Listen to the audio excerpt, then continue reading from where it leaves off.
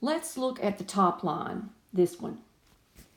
That line is y equal 3. All horizontal lines are y equals.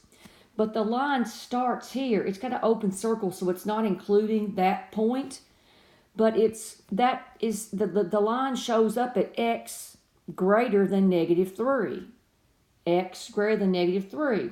So look at your choices A through D and look for one that's got an x greater than.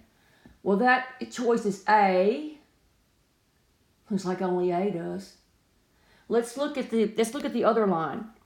This line at the bottom has got a solid circle. Once again, it's a y equal line because it's a horizontal. It's y equal negative 3. But where's it drawn at? It's for x less than or equal to a negative 3. So sure enough, A has got less than or equal to.